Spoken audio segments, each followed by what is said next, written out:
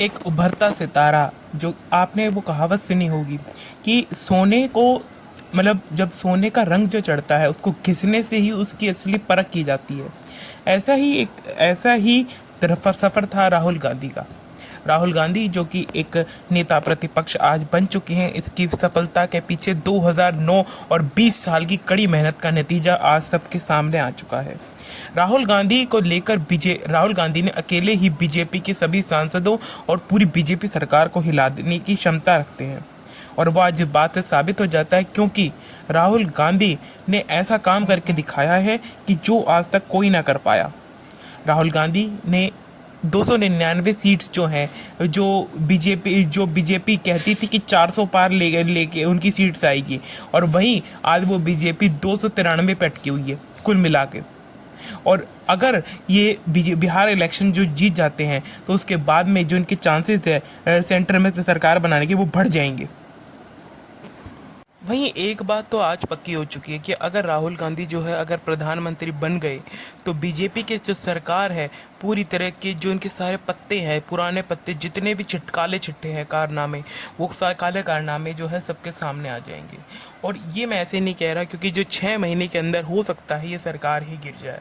और अगर मान लो बाई चांस अगर सरकार गिरी तो सबसे ज़्यादा चोट अगर किसी को आएगी तो बीजेपी के जो एमपी एमएलए, जितने भी एमपी एमएलए हैं, उनकी जो सीटें हैं उन पे सबसे ज़्यादा चोट आएगी। अगर एक बार केंद्र में सरकार अगर कांग्रेस की बनी तो हो सकता है कि जो बीजेपी की जो प्रतिष्ठा है वो भी तहस नहस कर देंगे पूरी तरह, क्योंकि राहुल गांधी ने साफ साफ कहा है कि वोट चोर।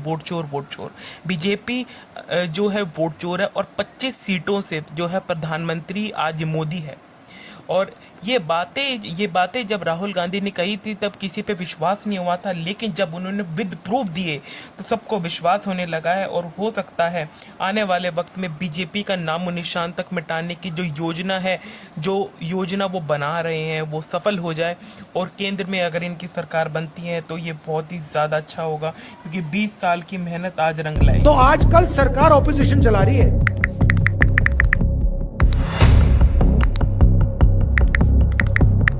गलत जीएसटी के समय बोला था जीएसटी को रिफॉर्म करने की जरूरत है। एक जीएसटी 18%। जीएसटी काउंसिल की बैठक में बहुत बड़ा फैसला लिया गया है कि 12% और 28% का टैक्स स्लैब हटा दिया जाएगा। मैं जो बोलता हूं वो होता है।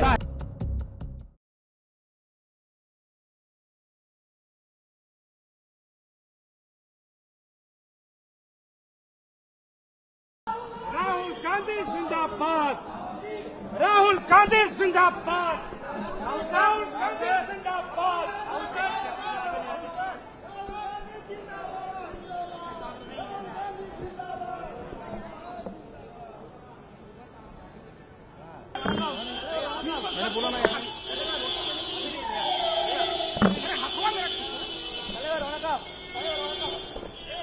राहुल गांधी जिंदाबाद, राहुल गांधी जिंदाबाद, राहुल गांधी जिंदाबाद।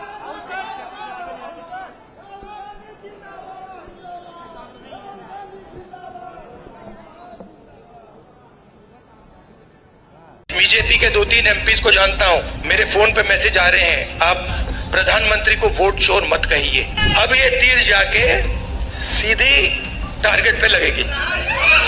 यहाँ पे तो भैया 6-6 साल के बच्चे बोल रहे हैं वोट चोर, वोट चोर, वोट चोर, नारा बन गया है बीजेपी का। मैं भी बीजेपी के 2-3 एमपीज को जानता हूँ के अंदर जो राहुल गांधी है वो कहते हुए नजर आ रहे हैं कि वोट चोर। अरे अगर एक बात बताओ, अगर चोर को चोर नहीं कहेंगे तो क्या पुलिस कहेंगे? ये बात भी कितनी प्रतिशत तक सच है?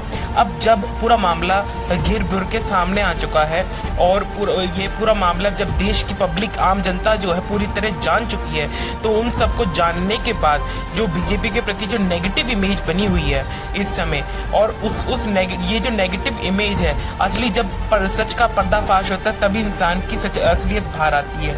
ऐसा जब पर्दाफाश हो रहा है तो इस पर राहुल गांधी कहते हुए दिख रहे हैं कि मुझे कुछ एमपी और एमएलए का फोन आता है कि वो मुझे कहते हैं कि आप ना मोदी जी को वोट चोर मत बोलो, वोट चोर मत बोलो। अरे मैंने उनसे पूछा, बोले कि आप एक बात बताइए, जो वोट चोर है तो उनको क्या बोलेंगे फिर? सीधी बात है, आप खुद ही बताओ। सबके मुंह बने पड़े हैं। इस कारण से जो राहुल गांधी है, वो जो नेता प्रतिपक्ष हैं, वो जो है बीजेपी लगातार वार करते जा रहे। इस वार के कारण जो है बीजेपी के कुछ सांसद और कुछ मेंबर भी डरे हुए हैं।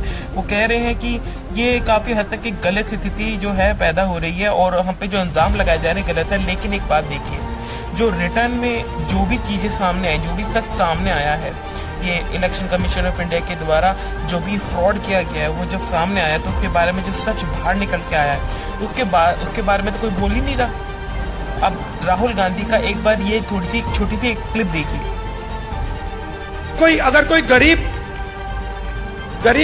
व्यक्ति बीमार हो जाए, सरकार की जिम्मेदारी होती है कि हमारा नागरिक है, हमारे देश का नागरिक है, इसकी रक्षा, इसकी प्रोटेक्शन, इसके स्वास्थ्य की प्रोटेक्शन हमें करनी है ना।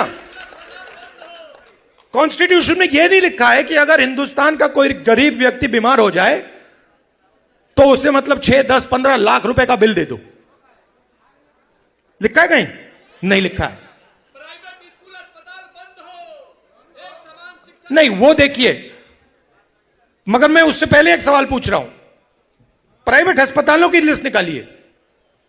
ये बड़े बड़े अस्पताल हैं जहां आप लोग जाते हो, जहां आपके जेब से लाखों रुपए निकलता है। इनके मालिकों की लिस्ट निकालिए और मुझे वहां दिखा दीजिए दलित कौन है, आदिवासी कौन है, पिछड़ा कौन है, अति पिछड़ा कौन है, माइनॉरिटी का नाम, वहां नाम दिखा दो। अच्छा ठीक है, आप कहोगे नहीं भैया हमें स्वास्थ्य के कुछ लेना देना नहीं, तो फिर मैं कहूंगा ठीक है भैया शिक्षा के देख लेते हैं, इंजीनियरिंग कॉलेजेस देख लेते हैं, यूनिवर्सिटीज देख लेते हैं, प्राइवेट यूनिवर्सिटीज कॉलेजेस जहां आपको लाखों रुपए देने पड़ते हैं अपनी जेब से अपने बच्चों को पढ़ाने के लिए, खेत बेच के। फिर मुझे बताओ उनके मालिकों की लिस्ट में बता दो कौन सा है, मतलब अति पिछड़ा कौन है वहां पे बैठा हुआ। तो आप 90% हो। अब ठीक है, अगर आप सब मिलाकर 2% होते तो मैं कहता ठीक है भैया आप 2% हो।